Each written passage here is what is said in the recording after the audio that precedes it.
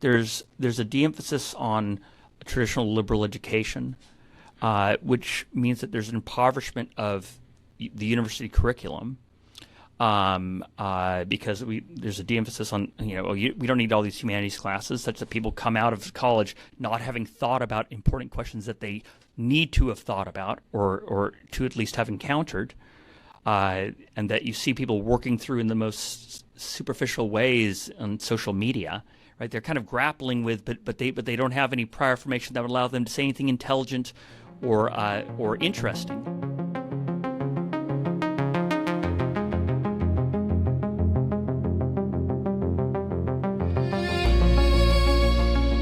Okay, John Boyer, thank you for joining me. I was thinking about this earlier today. I've been thinking through with all the faculty interviews how long I've known each and every one of you. And I've actually known you the second longest of any of the faculty fellows at the Lyceum. Only Herb Hartman have I known longer. We've known each other for 15 years. That's more than a third of our lives we've known each other. Yes, that definitely checks out. Don't want to do that math. Yeah, how quickly we age. But yeah, I think along those lines, it's interesting to reflect on that, having known one another for 15 years. I don't think I actually know the answer to this question that I'm asking everyone at the start of each interview, which is, what is it that drew you into the intellectual life in the first place? What got you into this trajectory upon which we have traversed for some years? I mean, it's a really good question. I guess there's kind of, there's the longer answer, right, and then the shorter answer. The shorter answer is, when I was in high school, I wasn't quite sure, what career. I had various ideas. Oh, maybe I'll do journalism or writing or something, or, maybe engineering or whatever it might be. And I stumbled upon the Thomas Aquinas College Great Books Summer Program. And I went to that, it was about junior year in high school, and got a taste of actual, the Socratic seminar style, right? We read Euclid, we read Euripides, some Plato, and had all in discussion format, and it was thrilling, it was intriguing, it was intoxicating, it was fun, and so I immediately decided, I want this, I want to go to college, and I want to explore I want to explore the great books without any idea as to what I would do afterwards. I just knew that whatever this is, this seems good, this seems valuable, and this is exciting. So I applied there. That's the only college I applied to, actually, and I got in, thank God. It would have been a little tough if I hadn't. I would have had a gap year. And then when I was at TAC, though, initially, I think this is true for a lot of young people, right? When they first encounter kind of, a genuine taste of the intellectual life, when you're actually discussing, philosophy and theology and literature, that at first it's very interesting and very, very exciting. And especially in a seminar format, it's really fun to kind of debate and try to, win the day in the class with your interpretation, make your case. Right, but that you're not as deeply committed to the actual act of understanding, such that because you don't exactly have the humility yet, right? That's required to recognize that my initial grasp of the material is incomplete. And it wasn't until maybe my junior year that I kind of got past that initial kind of stage of just having fun discussing ideas. And winning the day in classroom disagreements on, does Aristotle mean this or that, right? Ironically, it was Descartes that did this. I read, we were reading Descartes at the beginning of our junior year for seminar, and I thought, this guy's got it figured out, right? We were doing both his geometry and his philosophy. and the analytic geometry, it's brilliant. And he says, look, we're gonna have the systematic way we can understand everything. I thought, yeah, it's finally a system, right? You're reading Aristotle and Plato and Augustine, all these other thinkers, and there's something systematic, for example, in Aquinas' treatment of things, right? He begins with one particular topic, and he'll go through, kind of in the Aristotelian scientific way, right? We're going to start with our principles, and then we're going to demonstrate. But that was a systematic presentation, right? The systematic ordering of knowledge one.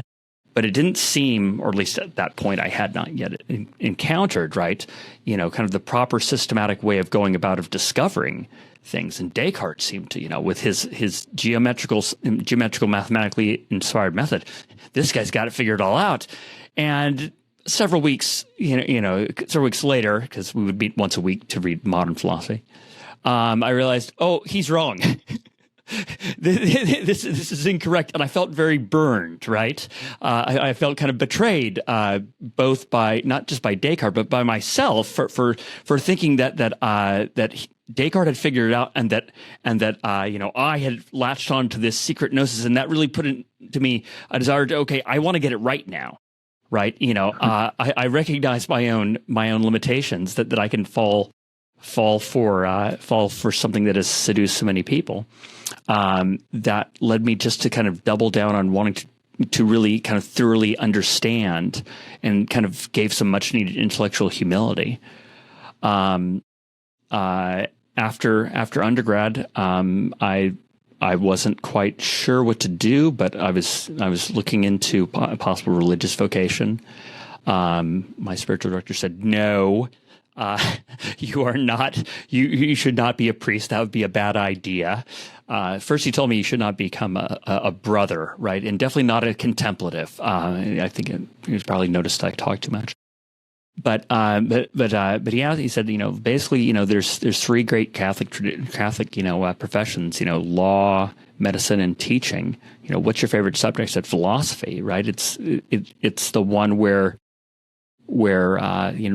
without throwing any shade, so to speak, on theology, philosophy is one of these areas where we all start off in the same place, and we're kind of working by our own lights in a way that supports theological reasoning. But it seems that we can get pretty far in philosophy without having to encounter mysteries of the same sort that are very difficult to comprehend. That I think, to be honest, this is not a theory I would really double down too much on, but I suspect that the greatest theologians also have very rich spiritual lives. That's something necessary to truly do theology properly. When you're 23, 22, you're not there yet, right? So philosophy was something that seemed, I could kind of have my arms around better. So I thought, yeah, that seems to be important, right? Philosophy kind of, deals with the principles that are at the base of so many areas of life, right? All the intellectual traditions. You can do philosophy of mathematics, philosophy of social science, philosophy of politics, right? Philosophy of nature, et cetera. So the fact that in doing philosophy, you kind of get to talk about almost anything and everything, right? You can philosophize about so many different things, was very attractive. So I ended up deciding, I'm going to go to grad school. I think I'll go into the teaching profession. And so kind of from there, it kept building, right? And I have not regretted it, aside from the fact that obviously if I'd gone to law school or something, I could be driving a much fancier car, but probably leading a much a less rich life. Yeah, no, I think that's true. I too at one point considered law school. I'm also very glad I didn't go there, even if it has similarly led to a lack of the fancy car. And, yeah. I have one nice suit, just the one. But yeah, I think a nice suit is actually kind of what matters more, right? Yeah. Better a nice suit than a nice car, and it comes right down to it. Interestingly, I actually wet my philosophical teeth on Descartes as well at a younger and even more ignorant age. picking up Descartes off the shelf in my parents' house when I was 15 that sort of made me go, oh, hey, there's something really interesting going on here in this philosophy business. And I, too, was mistaken in thinking that Descartes was a good thinker for probably a number of years, not just a number of weeks. Writer, right? And I've actually, met quite a few people who are in philosophy who I respect, who kind of got into it by reading, Nietzsche or some thinker who they don't actually kind of follow as kind of their main inspiration anymore. But it's someone who kind of engages you and kind of gets you interested, and the gateway to doing philosophy is not always going to be where you stay. Maybe the exception might be Plato to a certain extent for some people, but even then. Yeah, I think there's definitely something to the myriad pathways into philosophy. There's many intelligent writers, and that's where I'd maybe make a distinction with someone like Descartes. He's an intelligent writer. He's an intelligent person, make no mistake. I just don't think he's actually a good thinker when it comes right down to it, because of some huge errors in his principles. And I think that's in some ways. I don't want to spiral out into too many different things here, but we were actually talking about this recently. You and I were at a conference together, and we were talking about the importance of a knowledge of principles, and that seems to be something that was very much drilled into us in our graduate school training. Fellow students at the Center for Thomistic Studies at the University of St. Thomas in Houston, and amazing program, amazing training that we received. And I think that just to sort of draw a bridge from that to the next question, that seemed very foundational to our education, right? That no matter who we're reading, what we're studying, you need to grasp the principles. And if you can do that, then you can work out a whole lot else. And I think this seems to be something which is missing in a lot of education today, missing in academia. Oh, yeah. So, I was thinking about this of sort of discussed some ideas beforehand. We've been discussing this on and off in lots of different contexts, just thinking about what are the challenges that face academia. And so not to answer the question for you, but I do think that lack of focus or lack of understanding of principles is one of them. So any other ideas that you have on that, or if you want to transition to something else? I'm teaching right now a course for freshmen. We have this thing called first year seminar. We're not calling them freshmen. We're calling them first year.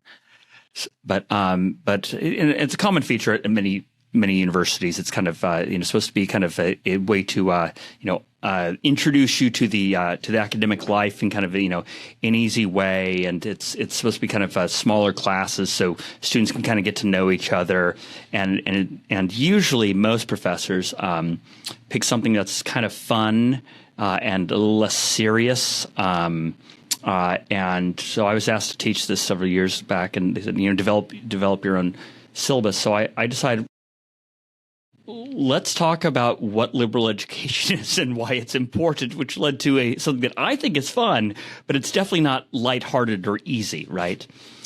and so this is my, I think, fourth year probably teaching it. It's always in the fall, it's when they've just come in. And so, the challenges facing academia are things that are kind of, at least every year in the fall are something that kind of come back to the forefront of my mind.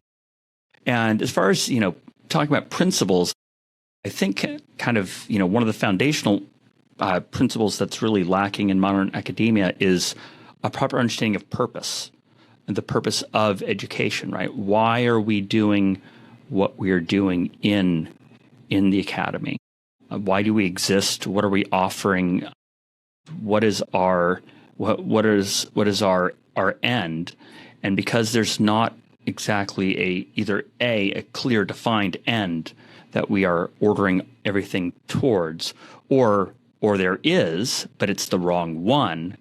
I think that's really what's leading to a lot of problems. And to put simply, right, I think we both definitely would agree on this, right, that the proper purpose of a university education, right, is the same as the practice of liberal arts. It's knowing, right? It's to form the youth by both allowing them to pursue knowledge for its own sake, such that they understand fundamental things and have built up habits of thought that can serve them not merely in jobs, but as good citizens who are informed and can think well, right? But also just as people, right? That we can't necessarily give you the virtues of temperance or courage or whatnot, but we can form in you those intellectual habits that will help you to recognize what's right and what's wrong, to be able to think prudently and critically, and systematically, rather. And I don't like that term, critical thinking. I'm never quite sure what it means, but you see that bandied about a lot on university websites, especially when humanities departments are trying to justify their existence. We teach critical thinking. You teach people how to criticize, or there's never any mention of truth. So this mistaken loss of purpose or loss of sight of the proper purpose, right? I think it's given rise to three challenges. One is the entire education system, both from primary and secondary, so elementary and high school, and also into the university, means students aren't coming in properly prepared to pursue a liberal arts education or even necessarily a higher level education. And that means that we're getting students coming in who aren't properly formed, and so aren't interested or don't recognize the importance of the subjects that we require them to take. Your average liberal arts university will have a core curriculum. There's certain courses that everyone has to take, right? You have to take a couple philosophy classes. You have to take a couple, history classes. You need to take some literature classes, et cetera, right? The idea is that even if you're going to be an engineering major or you're going to go into nursing or whatever, right, we want to at least get you that basic foundation, right? So that way, you're coming out well educated. And students come in and they're aware that, oh yeah, maybe you take philosophy, maybe you take English or something, but they really have no idea of why this is important, or any kind of prior encounter with, depending on where they went to high school, obviously, but necessarily any prior encounters with certain topics that are just that we'll be covering in introductory class that are worth discussing. So you have to motivate, you have to capture the interests of your students. And you also have to spend a lot of time introducing basic concepts and skills like reading comprehension is terrible. So part of it is it's hard. The university is dealing with the fact that there's an increasing need for remedial training of skills that previously would have been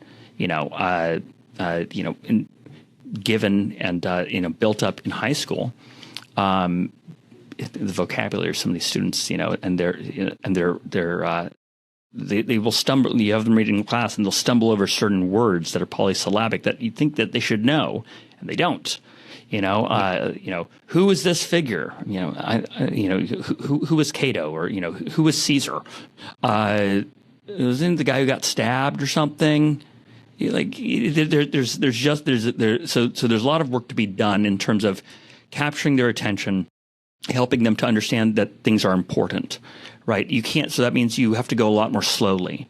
So you can't really get into as much depth as you'd like. And there's far more disinterest because most of them, right, think that you have to go to college to get a job. And so the liberal arts, right, from the student side seem to be an impediment to getting done with college. They seem to be wholly unnecessary. And this is the second challenge, which is university administrations and faculty have lost sight of the purpose of the university and thus kind of cater to this, right? The students aren't to be wholly blamed. This is the way society views it. This is the way the schools themselves market themselves. We'll get you a job. And so because of this, right, there's a de-emphasis on a traditional liberal education. which means that there's an impoverishment of the university curriculum. Because there's a de-emphasis on, we don't need all these humanities classes, such that people come out of college not having thought about important questions that they need to have thought about or to at least have encountered. And that you see people working through in the most superficial ways on social media, right? They're kind of grappling with, but they don't have any prior information that would allow them to say anything intelligent or interesting. And so, I think that's why there's such a demand we see for people, kind of offering online, lectures series and YouTube series and whatever, and then obviously what Lyceum does on traditional liberal education, because they didn't get it before, and people realize later, oh, that actually is something I wish I could have spent time on during that one time in my life where I didn't necessarily have to be working a job, when I was at leisure. But it also has another problem, right? With this emphasis on university education is for the sake of, getting you a job, or in some cases, right, political indoctrination or whatever, depending on the motives, which means that there's kind of an indifference to what's actually being taught in humanities courses. Right. Obviously, we want to be most, up to date when it comes to physics and when it comes to chemistry, and it needs to be job applicable, right? But when it comes to the humanities, right, if we don't have as our goal here the pursuit of truth, ordered by an actual commitment to certain foundational principles, or even the existence of objective truth, it really doesn't matter what's offered in the humanities. There's a complete indifference. So you have a lot of nonsense being offered, a lot of wasted, classroom hours where professors are teaching things that are trivial or false, and students aren't well served. And then this bleeds over also into the faculty, right?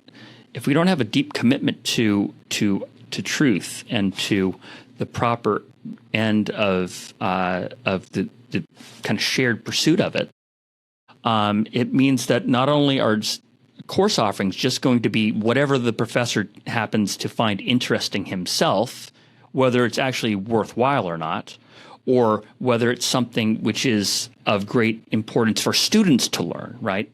I might have a particular interest in some niche area, which is, fine for me to spend my own time, researching, but that might not be what students ought to be learning, right? There are more foundational, fundamental things. But if you abandon principles, there's no notion that, okay, you need to encounter, for example, Plato discussing the immortality of the soul and the Phaedo. This is a question that we just all should ask. And said, you might not even read that, right? There's certain texts that are in the canon of great books because they touch on certain subjects we all need to consider. So that's one problem with university faculty. The challenge is that faculty don't have any clear principles that kind of guide their teaching or their research, right? Scholarship tends to focus on either faddish nonsense, right? Whatever is kind of hot or novel, or on something that seems to be politically motivated, right, or current events related, right? It seems like you might be able to kind of capture the interest of a disinterested public, and so the traditional subjects that we ought to be really debating, and that I think ultimately lie behind so much political disagreement in society, right, are just taken for granted, by so many professors, and then they just go off to pursue their own silly little things. So, academic scholarship is mostly a waste of time to read, because so much of it is drivel, motivated by a desire to get a tenure track job if you can, if you're lucky enough to land one, and then what's published isn't read by anybody because it's not actually ordered towards the common pursuit of truth. Yeah. On that note, I just saw advertised to me, the way that targeted advertising works on the internet now. Some book, I don't remember, some European or maybe UK University Press, maybe Cambridge University Press, something on like linguistics, literary theory, and artificial intelligence. Like, okay, I'm not sure what literary theory can really teach us about artificial intelligence today, but you guys want to get those publication credits and you want to sell some books. So, hey, sure, why not? Yeah, and the irony of that is, I don't think linguistic literary theory has almost anything, at least maybe I'm wrong. It's almost anything, to say. So the only people who would actually be interested in that are other people who do linguistic literary theory, and they would only buy it because they want to know what's being written about that in relation to AI so they can turn out more irrelevant articles, right? Yeah, there's an impolite term that we could use for that I'll let listeners fill in through their own imaginations.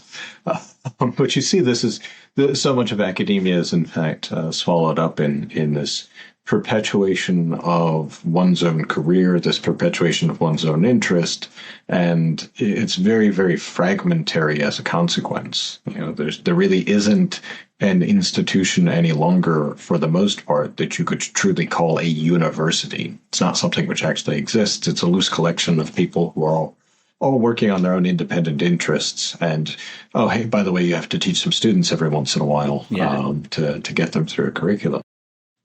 And so, the total lack of purpose and the total, departure from anything like a principled structure of what the university is supposed to be doing, or of what education is supposed to be doing in general. You talk about the lack of preparation of students. I remember last time I was teaching in the university, which it's now been quite a while for me, but it was at an engineering school, so maybe you'd have somewhat different expectations there than a liberal arts school. But I asked the students, who is Copernicus and what was he famous for? And not a single one of them could answer. And you think, oh, boy, you should hope they'd at least have some idea of who Copernicus was, right? So it was one of those moments that really made me despair of, many things, I suppose, at the time. But yeah, that fragmentation, that lack of cohesion in the process is it is depressing, I will say, and I think one of the things to pivot to the next question. It's a bit of a switch, but there is a connection, and hopefully people will follow it. I think some sense of a lacking understanding of the nature of causality is actually at heart of a lot of problems in modernity, in the modern contemporary university included. And this is your area of expertise, right? This is where your focus has been for quite some time now, is on Aristotle and his notion of causality. So with it in mind that we're maybe going to pivot back to some of the broader contemporary issues, can you succinctly as possible, try to lay out Aristotle's theory of causality and why it's important for us to know? Sure. So Aristotle famously states that there are four different causes of existence and change. So something exists, right, or something is coming to be, right. And that there are four factors that are causally responsible in a complementary way for the being of a thing or for its coming to be, and these have been given the kind of the standard names of the formal cause, the material cause, the efficient cause, and the final cause. So, for the sake of succinctness, we can illustrate it with the standard example of a statue. Which is something Aristotle gives. So if you say, okay, well, a statue is being generated, right? What does the generation of the statue, what does the existence of the statue depend upon, right? What things are responsible for a statue coming to be? And we would begin first by noting, well, a statue can only come to be if it's possible for there to be a statue, right? And so we would point to, well, one thing that the existence of the statue depends upon is the thing it's being made out of, right? You have let's say that you're making a bronze statue, right? There's some metal, bronze, which is capable of being shaped into, whenever I teach this, I have students suggest a shape, and then I do kind of bad drawing. So let's say that, a statue of a dog, right? So it's something which is capable of being dog shaped, of being shaped to look like a dog. And the existence of that dog statue is partly dependent upon the fact that there's bronze which can become this, right? Without the bronze, you're not going to have the statue, right? And the properties of the bronze, right, are what make it possible. And once the statue is generated, we have to say, well, what makes this bronze actually a statue of a dog? Well, it's going to be the figure, right, or the shape, right, the form that it takes. What is brought about? What act or state is produced in the bronze that makes it to be a statue? In the case of a statue, it's the shape. Although not all formal causes are shapes, we should say. These are typically referred to as the intrinsic causes, right? Those intrinsic principles that make a thing to be what it is and that constitute it as what it is. So statues constituted by being material that's shaped a certain way. And of course, bronze can't shape itself. So we're going to need an agent, right? An efficient cause who produces the statue, who brings about that form in the bronze. And so, right, that would be the sculptor, right? And the tools that the sculptor uses to produce it, right? So, the mold, right, that he pours the bronze into, the fire that he heats and melts it with, right? All these steps, right, produce the statue by bringing about this formal determination of the bronze. And last, we have the final cause, right, which can vary, which can be understood in kind of at different levels, right? The entire reason we think about the idea of the final cause, which is the end or the goal that motivates or that directs the action. Why is the sculptor sculpting a statue, right? At all? Yeah. Why isn't he just chilling having a coffee or an espresso, right? Down at the local cafe, doing whatever sculptors do in their free time, right? Maybe he needs money, right? And a patron has offered him, money to make a statue of a dog. Well, why is a statue of a dog? Because the patron has a particular, asked for that, okay? And then if his goal is a statue of a dog, why is he making the mold this way? Why is he doing these particular artistic, techniques? Because he's trying to produce this shape. So we explain the actions that he takes when he's sculpting or when he's producing the statue by the goal that he has of making the bronze dog-shaped, right? We explain why he's engaged in the act of statue making at all by his need for money, right? Or whatever it might be, right? We can explain the request of his patron by, he wants to be able to memorialize his first dog who he had when he was a kid, right? So all actions, right, arise from agents, but we can say, why is the agent acting at all? And given the fact that an agent is acting, why is it acting in this way rather than that way? We see that the end or the goal that the action is directed towards is something that in a way determines the way the agent's acting. Not that some future state, right, some dog-shaped statue that doesn't exist yet is somehow producing or causing. The word cause here doesn't necessarily mean to produce. It means to determine, to define, that which something depends upon. So the goal, right, is what the action depends upon because it's an act of sculpting because of what the agent's goal is. Now, Aristotle doesn't just introduce this in the context of his philosophy to just comment on what are the causes, but it's primarily for two reasons. The first is explanation, right, and scientific inquiry, right? If there seem to be these four factors that are responsible for the actions and behaviors of living things that seem to be at work in the processes of nature, if we're going to give proper explanations of phenomenon, we need to have an idea of what sorts of principles are determinative of natural phenomenon in general. So that way we already have an idea of what sort of things we should be looking for whenever we start a new investigation in biology, right? If you encounter a new animal that you've never seen before, right, and it has some strange looking organs, right? You should, if you're going to try to understand why it has these organs, you want to think about what are they for, right? What is their function? What is their purpose? What is the final cause, right? That will kind of help you understand. If you can understand the purpose of them, right, that'll give you a better idea of kind of how you can explain and how they might work. The same thing with, looking at the material something's made out of, the agent that produced, et cetera, et cetera. But the other aspect that I think is important about Aristotle's theory is that he says that the causes here don't just explain how come something is true or how come something happens. But the other thing is Aristotle notes that causes are also important to understand what things are, to define things. Kind of to put it simply, right? If you've got a pot of boiling water is something that doesn't just exist on its own. Water isn't always in a boiling state. The boiling state of water is something that's produced. It's an effect of something.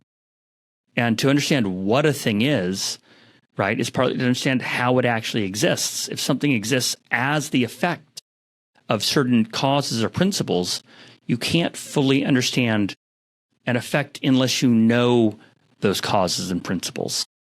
So for Aristotle, his four causes or his four causal principles, right, are necessary not just to kind of explain how things occur, right, or maybe why in terms of prediction or something, but also to understand what things are.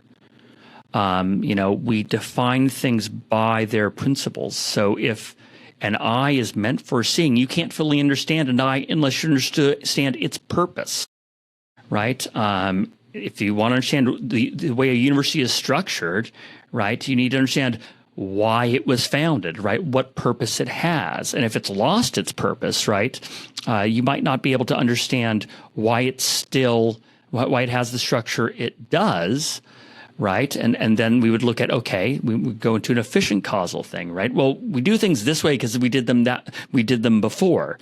Well, should we still do them this way, right? Or should we return to something, right? Well, you can't understand what something is unless you understand, the proper activities that define it. And that would be to understand final causality. Yeah, maybe if I can just put something, maybe put a little bit in my own words and see what you say. Because, I think that's a really interesting point, and I think everyone should reflect on that, to think about a schema of causality or a structure of causality as, on the one hand, providing this explanatory framework, right? This framework within which we can say, all right, how does this thing here relate to this other thing here? What is it that relates them to each other, and what is it that relates them to me? And then on the other hand, to say, okay, this is what the thing is in itself. This is what it is for this thing to be this thing. Those seem like not entirely unrelated purposes at all, but something almost where you need to have both, like that for your own just to know, right, for your own understanding, that there's a mutual reciprocity between the two, I guess. Yeah, the very idea of, grasping first principles, right? Aristotle's word for principle, arche, right? He says is convertible with the word idea for cause. That is, all causes are principles, right? Originating sources, right? Determining sources, and all principles are causes. So the principles of knowledge, right? The principles of philosophy, right, are going to be the sources and causes that enable us to understand the conclusions, right? That enable us to think rightly. And if we kind of approach it in this way, we can recognize, okay, there are different ways in which one thing might be a principle or responsible for, right, or explanatory of or definitional of another thing. One reason I'm so interested in Aristotle's theory of causality is because, at least in contemporary philosophy and really modern philosophy from kind of Descartes onward, we have a reduction in the notion of causality to just basically efficiency, just production. What moves something? What are the forces, right, that initiate change? And if we think that that's all that causation involves, that's all that explanation then would need to involve, right? You want to say why something is true? Well, things exist this way because they were produced by these prior events. And if we just look at efficient causal explanations, we're going to end up defining things just in terms of their efficient causal sources and as nothing more.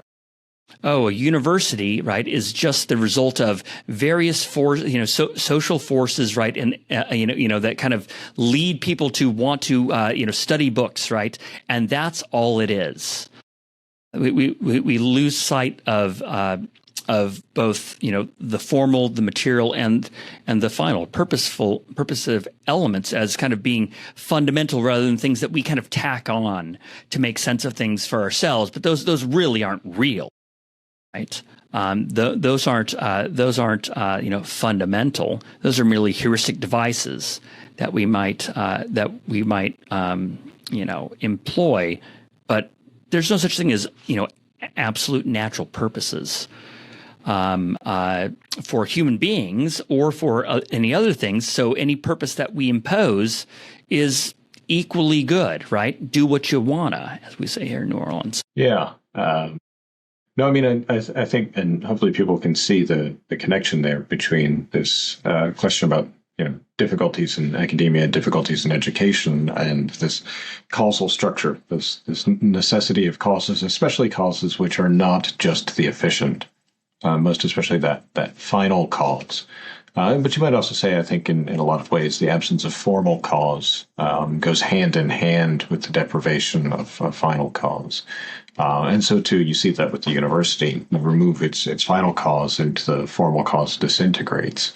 And one of the perhaps most integral elements, I think, which are maybe not the formal cause as such, but a property thereof with respect to any educational institution, is the community that exists therein. And I think that's one of the difficulties that we've noted time and again with respect to the current university structures, that it doesn't seem very communally structured in most cases.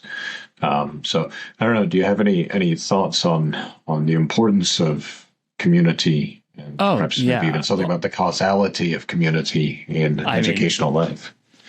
I mean, it seems to me that just to consider what Aristotle says in the Nicomachean Ethics about contemplation, right? Contemplation is the highest activity of man, and it's the best we can do it on our own with no one else around, but it is most properly done with others, right? I can sit in my office and I can read, my philosophy books. I can reflect on them. I can write, and I can have a fulfilling, nice afternoon.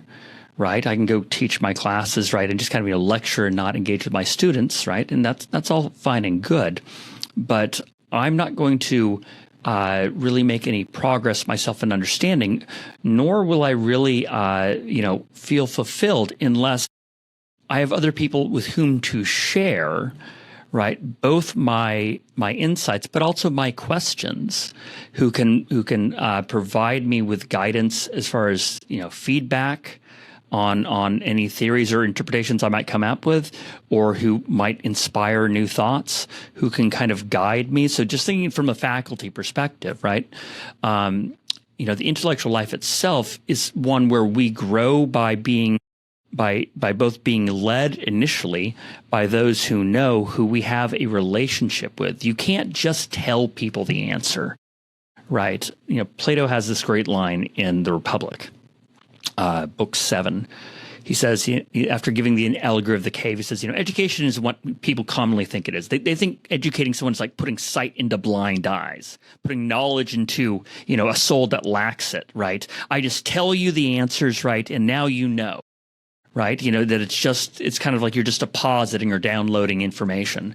He says, no, education presumes sight's already there. Right. It's not directing in the right place.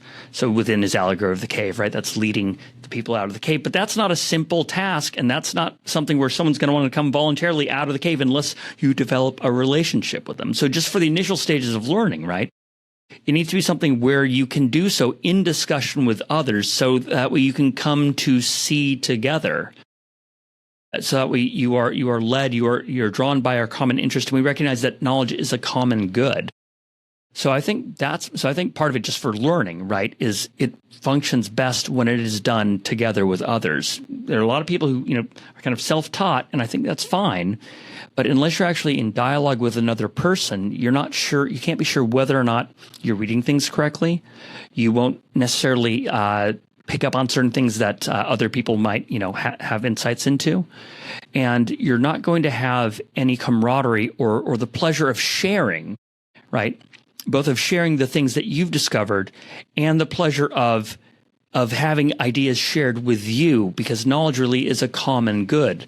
If Brian has a great insight and he shares it with me, that Brian has not given away the insight such that he no longer has it and now I'm holding on to it, right? We now both have it. So it's something where we want to share our ideas with other people because we want to appreciate truth with others. So that, I think, is crucial, but also just the pursuit of knowledge on one's own, right? Of reading books and of, doing professor stuff, right? The research side. We just, we both back from this conference, and it's so refreshing to actually be able to interact with other people who have a shared commitment to truth, who you can bounce your thoughts off of, who you can engage in discussion with. I think I probably have had some of the most, I don't want to say productive. That seems a little too utilitarian. But some of the most kind of wonderful experiences during the Lyceum's happy hours, where you'll introduce a topic I might not have thought of, and you start talking about it, right? And some other people, say some points, and suddenly that jostles in my mind an idea, right? And I share this idea, right? And then the conversation kind of goes on, and then that leads someone else to an insight they wouldn't have had before, and then I suddenly have an insight I wouldn't have had before, and I come to a deeper understanding because of this give and take, because I'm discussing a matter with other people who have a shared purpose, right? And have different perspectives that complement my own experience and my own knowledge, that lead me to realize things that maybe I kind of had thought of, but I'd never been able to put my finger on. And I'm actually enriched. I don't think I could actually come to those understandings unless I was in discussion with others. Yeah, and I think that brings up 2 points that I want to emphasize. First of all, the point about, you sort of have these ideas that have kind of been in the back of your mind, and that maybe you've come across something here or there, but until there's this moment where either you or someone else is striving to articulate it, striving to put it into words, it's just a sort of incipient or nascent or virtual idea. It hasn't even really coalesced into something that's full and complete in any sense whatsoever until the words are put to it. And oftentimes the words are not, final, right? There's going to be continuation, and some of those threads maybe end up going nowhere. If I had time to pursue every good idea that's come about through the Lyceum, I would be to live a very, very long life to pursue all those good ideas. But the other point, and I think this is very important as well for thinking about intellectual development, there's a persistence, right? There's a continuity, right? It's not just a singular, isolated event at one moment, but a lot of what happens with the happy hours and lots of other conversations is that things get woven together over time, right? Over the course of weeks and months and even years. That brings me to sort of the penultimate question here, which is, in contrast to perhaps the modern academic structure, wherein things are very piecemeal and fragmentary and career-oriented, we emphasize the notion of learning and education as a habit. And I kind of want to think just a little bit in terms of what are the principles of building intellectual habits?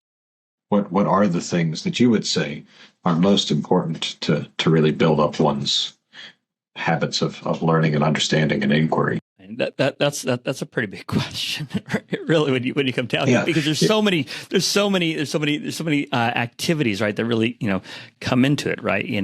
I just off the top of my head, I can think of learning how to read well, learning how to ask good questions, learning to learn to recognize that a question needs to be asked, even if you can't quite, formulate it well.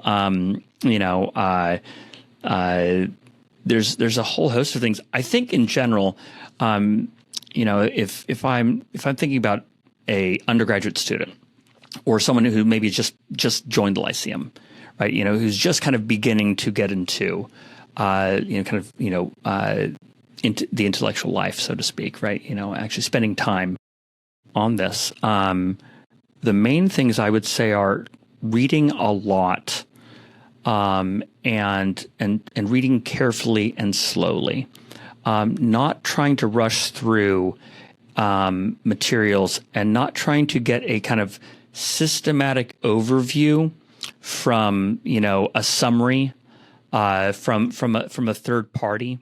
Right. There are many introductory books on Aristotle or on Aquinas or Plato or whomever. Right. And a lot of them are decent, but you're not going to really engage in proper philosophizing if you're just kind of memorizing or learning what people think from someone else who's giving kind of a top-down systematized summary, fitting people into different camps.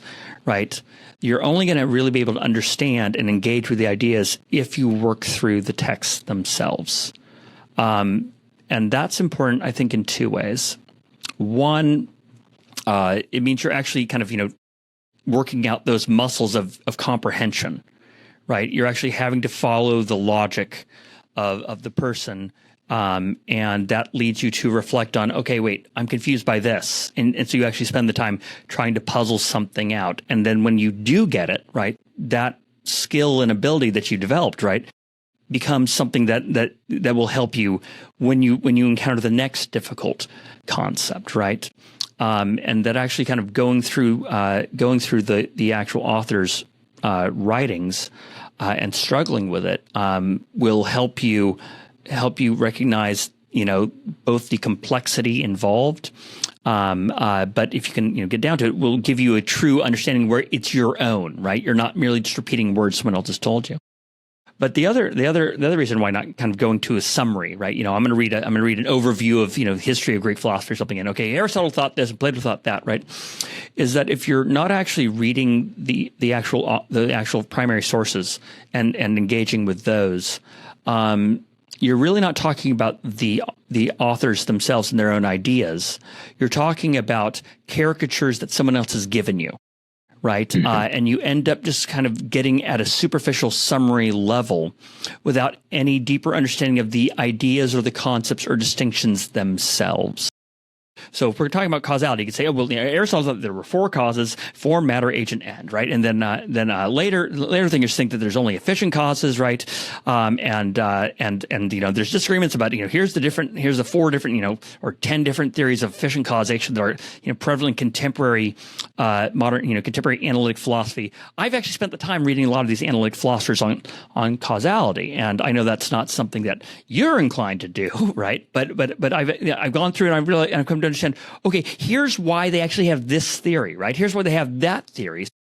So it gives you a deeper appreciation for why they think what they think. And also you can say, okay, I think as far as I disagree with this, the error lies here, as opposed to, it just goes against my system, right? You can actually be more intelligently comprehend both your own views and other people's views and be able to draw out the truth that you find there, but also be able to give a more intelligent and reasoned response, right? And more reasoned evaluation of new ideas or ideas that you at least initially disagree with. So a good intellectual habit really is building comprehension through just practicing the art of reading. And that is furthered by discussion, and discussion, not debate. I think that an important intellectual habit that we don't have in the online space due to social media, right, is actual back and forth discussion. So online community like at the Lyceum, where you're talking with people, where the purpose isn't just shouting out your ideas, right? Or one person kind of, authoritatively tweeting out, right, their takes. Those aren't conducive to actually growing in your abilities and getting that feedback and being able to kind of explore the ideas. You'll build on your kind of individual skills and habits by learning how to discuss things with others and not just have it be about your own niche interests or motivations. Right? That's the other thing is in the online space. I think too many people approach things because they have a particular interest and they read everything. They read everything that they read. They filter through what motivated them to be interested in it, and they only pay attention to the parts that seem relevant to their initial motivation, and thus miss out on the richness of what is present there. Yeah, I think something I was reading just yesterday or the day before in Byung-Chul Han. He says that in the online space, something to this effect, I'm paraphrasing, opposed opinions are completely avoided. But they're simply hated, right?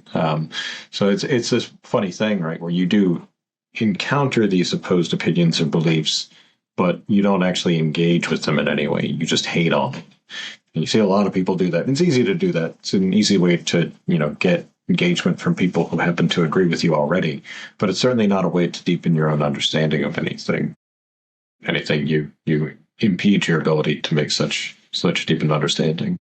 And I think, what you said about reading in general resonates with one thing I'm always telling people is that, there's one habit that we need to be good intellectuals.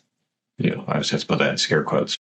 Good people trying to live an intellectual life, let's say it's humility. There's always a good chance that you're wrong, is what I've come to realize about just about anything you read, whether it's Descartes or even your interpretation of Aristotle or Thomas Aquinas or these modern philosophers. You try and work it out, you try and get it right, but there's a good chance you might be wrong to some degree or another. Or maybe not always wrong, but incomplete, right? That the error, I think, that most people end up having is either they don't comprehend something, so they dismiss it as unintelligible, or they think they comprehend it, and so then they take their own understanding as complete and there's nothing more to it, right? That there's an inclination towards too easy mastery, right? And so if something doesn't make sense to you, you dismiss it as nonsense and it's not worth your time. If it does make sense to you, then it's meaningful and there's nothing more, and there's no need to kind of revisit and kind of go deeper, right, and ask more probing questions. It becomes, I'm knowledgeable and I'm intellectual because I know a great deal of facts about a wide variety of topics, right? Rather than actually kind of, drilling down and fostering that sense of wonder, right, and curiosity that I think is what motivates. I mean, I know that motivates you. That motivates me to continue doing philosophy, even if it's not, a well-paying thing, as a hobby, as a pastime. I really do want to know exactly, what did Aristotle mean here? That seems intriguing, but I don't quite follow it. Okay, I thought I knew, but now I don't. So let's see if I can figure it out, right? There's a lot of text that I've read that way. I'm okay, I got it, and then you turn the page and I'm like, nope, I don't got it. Yeah. And that is in itself rewarding because you can come back to it and discover more and more time and again. All right, well, final question here, John, and much as the first question is asked of everyone, so too the last. If you could isolate or pick out one lesson that you would have your students glean from time studying with you, what would it be? I think the main thing that I really want to pass on in my own teaching, whether it be in the university classroom, whether it be in the lyceum, whether it be just talking with other people who ask can you explain something, is the ability to approach concepts and texts systematically, to kind of be able to try to work through an issue and be able to identify what seem to be the relevant starting points and principles, and then let's proceed in our treatment of whatever topic or question we're addressing from those principles, so that way we can actually reach a proper answer. So, that means reasoning logically, but also identifying where do we need to start, right? We talked about principles earlier, right? And definitions. All right, we need to start by defining what are the relevant things that we should look at, right? Let's define our terms and not just say what we mean, but let's try to pick out, what seems to be fundamental, and that should then guide our order of treatment. And this is something which is not at all obvious when you first start doing philosophy, because there's not exactly a clear manual on here's the proper method for systematic systematic investigation or interpretation. But it's orderly thought, right? It's not critical thinking; it's systematic thinking, to actually be able to kind of work through in a clear way, so that way you can kind of that way you can start at the beginning, and when you reach the end, you see all the steps in between. Not merely just in, yes, the conclusion follows logically, but even if you're just trying to comprehend different theories, that you're identifying what are the main differences that are relevant here, so that way I can then understand all the other differences in terms of the fundamental points. For example, if you have different theories of free will, right? There's determinism, there's compatibilism, there's the libertarian or agency view. There's, I don't know what we would call Aquinas' view. He doesn't fit into any of the boxes, right? I think because of his hylomorphism. We'll call it the correct view, I guess. But if you want to be able to kind of comprehend why these different views hold what they do and say what they say, you have to understand, okay, what are the principles that are leading them to these positions? So I can describe determinists think that there's no free will because they're materialists and they think everything's predetermined. Okay, compatibilists are materialists who say that there is free will. Libertarians say that there's free will and they deny determinism. Well, to really understand, they have to understand that that these are different views of the human person. The determinist is a materialist, right? They think that there's all that human beings are is just matter. Choices are just brain activity. If all physical events involving non-conscious things are predetermined by their prior efficient causes, on this view, so are your brain activities, right? So of course there's no free will. Of course there's no control, right? Whereas libertarian, well, they think there's free will. Well, why? They think that the mind is not reducible to the brain, right? And so they have a different background assumption. So if you present this debate to a student, right, without getting into all the background and saying, well, which of these views of the person is correct? They're going to say, well, I kind of like the libertarian view because I think that there's free will, and you're not going to get anywhere with that, right? You need to be able to kind of, trace things back to what leads to a particular conclusion. What are the main principles that determine or that cause us to draw these conclusions? And we evaluate theories, we evaluate thoughts, we evaluate thinkers in terms of that. And when we are dealing with someone who's actually got the truth, we understand why something is by getting back to those first principles and being able to see how things are ordered in this systematic way. This leads to that because of this, that. And that is just a habit that you can apply in any subject that you're approaching. But if you can develop that habit and develop the ability to kind of, frame and read and ask those kind of foundational principled questions about a thinker, it doesn't matter, what you're reading, you're going to get more out of it. And that's what I want my students to really be able to kind of come away with a desire to understand by recognizing the questions that need to be asked. No, and I think that's a crucial lesson for us all to reflect on. That systematic ordering from principles and even the inquiry backward from certain conclusions to discover what those principles are, what those starting points are, from where does a belief actually begin, and just even recognizing that we can truly do this. I think many people today, quite sadly, despair of the human ability to trace back the positions that people happen to hold to their ultimate foundations and to resolve them into a coherent way, which is why I often describe ours as an age of an underlying presupposed nihilism. And if you can't discover principles for meaning, for why people hold things, and it's all just sort of either deterministic or arbitrarily chosen, to play off the example there. Why bother learning anything? Right? And it also just leads to, if we don't actually, kind of trace things back, right, both in our own thinking and in those thinkers like Aquinas or Aristotle, in my case, who I kind of take as my guides, right, or for other thinkers, right, in their positions, we're going to end up just kind of going around in circles, arguing about superficial things. Or, we'll be framing our questions in our debates, both in the public square and in intellectual fora, around things that really don't ever resolve. It'll just come down to differences of opinion. And this just strikes me as correct, right? This is my intuition. You've got a different intuition. And there seems like no hope of ever resolving things, because we never get down to the fundamental debates that underlie them, right? We don't actually have the meaningful discussions because we don't recognize what everything depends upon. Yeah. So getting after the things that really matter, what we need to do, and I'm glad that you're helping us to do it at the Lyceum. So we'll close up our conversation here. Yeah. So we'll close up here. Thank you so much, John. This was a great conversation, and hopefully everyone's learned a little something, and at the very least, a little bit more about you and about what we're doing. So take care, and we'll talk to you soon. All right.